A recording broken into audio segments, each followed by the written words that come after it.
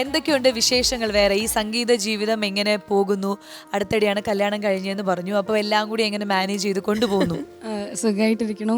മ്യൂസിക്കും ഫാമിലി ലൈഫും എല്ലാം ദൈവാനുഗ്രഹത്താൽ വളരെ നന്നായി പോകുന്നു. അതായത് ഇത്ര വയസ്സ് മുതലാണ് ഇത് വീണ പഠിച്ചു തുടങ്ങിയത്? ആരായിരുന്നു ഗുരു? വീണ ഒരു 9 വയസ്സ് തൊട്ട് പഠിക്കുന്നുണ്ട്. പാട്ട് ഒരു 4-5 വയസ്സ് തൊട്ടും പഠിച്ചു തുടങ്ങിയതാണ്. ഞാൻ പഠിച്ചു തുടങ്ങിയിട്ട് ഒരു 1.5 years കഴിഞ്ഞപ്പോൾ എനിക്ക് സെൻട്രൽ ഗവൺമെന്റിന്റെ വീണ സ്കോളർഷിപ്പ് കിട്ടി. അത് ട്രിവാൻഡ്രത്ത് സെൻട്രൽ ഗവൺമെന്റ് സ്പോൺസേർഡ് ആയിട്ടുള്ള ഒരു CCRT എന്ന് പറഞ്ഞിട്ടൊരു എക്സാം ആണ്. അത് ഞാൻ 1.5 കൊല്ലം കഴിഞ്ഞിട്ടാണ് അറ്റൻഡ് ചെയ്ത്. അത് 2012 തൊട്ട് ഇപ്പൊ ഈ ലാസ്റ്റ് ഇയർ വരെ കിട്ടുന്നുണ്ടായിരുന്നു. തൽക്കാലം നമുക്ക് പെട്ടെന്ന് ഗോപികയുടെ ഒരു പാട്ട്, ഏതെങ്കിലും സിനിമ പാട്ടോ കീർത്തനോ എന്താണെങ്കിലും കുഴപ്പമില്ല. റെഡി? आपकी नजरों ने समझा प्यार के काबिल मुझे, दिल की धड़कन पे हर जा मिल गई मंजिल मुझे, आपकी नजरों ने समझा. ഇനി നമുക്ക് ഗോപികയുടെ ഫാമിലിയെ കൂടി പരിചയപ്പെടാം. നമസ്കാരം, റെഡ് കാർപ്പറ്റിലേക്ക് എല്ലാവർക്കും സ്വാഗതം. അച്ഛാ പറയൂ, എങ്ങനെയുണ്ടായിരുന്നു നമ്മുടെ വീണക്കുട്ടി? ചെറുപ്പം മുതലേ എങ്ങനെയായിരുന്നു സ്വഭാവം? പാവമാണോ, കുറുമ്പിയാണോ, വീണ പഠിക്കാൻ മടിയുള്ള കൂട്ടത്തിലാണോ? വീണ പഠിക്കാനായിട്ട് മടിച്ചൊന്നുമല്ല, നല്ലോണം എഫേർട്ട് എടുത്തിട്ട് ഹാർഡ് വർക്ക് ചെയ്യുന്ന കുട്ടിയാണ്. അതെ, നല്ലോണം ഹാർഡ് വർക്ക് ചെയ്തിട്ടുണ്ട്.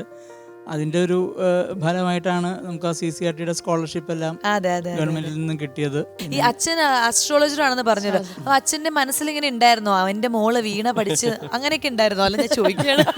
കലാപരമായിട്ടുള്ള കഴിവുണ്ട് എന്നുള്ളത് തോന്നിയിരുന്നു. അങ്ങനെ തോന്നിയിരുന്നു. അപ്പൊ അതിപ്പോ ഇതെല്ലാം കലയാണല്ലോ. ഇപ്പൊ പാട്ട് അന്നേ പഠിക്കുന്നുണ്ട്.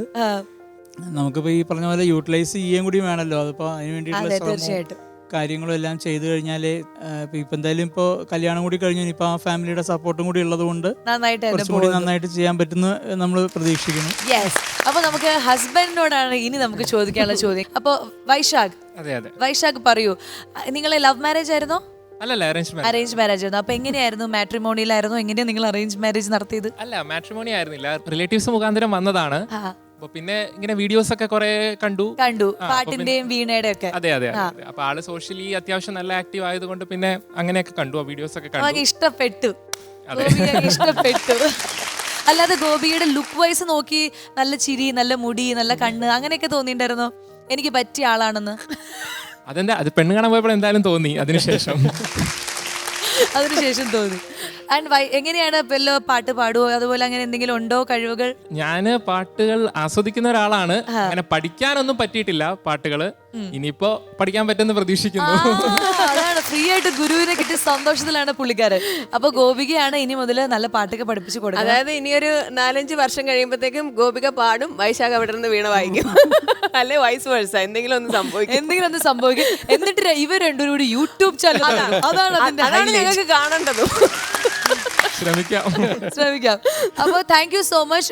എന്തായാലും അടുത്തിടെയാണ് നിങ്ങളുടെ കല്യാണം കഴിഞ്ഞെന്ന് പറഞ്ഞു. അപ്പോൾ ഇനി മുന്നോട്ട് അടിപൊളിയായിട്ട് ജീവിക്കുക. ഈ ഒരു സപ്പോർട്ടും സ്നേഹവും ഒക്കെ അങ്ങനെ തന്നെ ഉണ്ടാവട്ടെ. നമുക്ക് ഗോപികയുടെ പെർഫോമൻസിലേക്ക് അടക്കാം. ഏതാണ് നമുക്ക് വേണ്ടി ഇന്ന് വായിക്കാൻ പോകുന്നത്? ഞാൻ ആദ്യം ഒരു മെഡ്ലി ആണ് ഉദ്ദേശിക്കുന്നത്. ഓക്കെ, അപ്പോൾ ഓൾ ദി ബെസ്റ്റ്.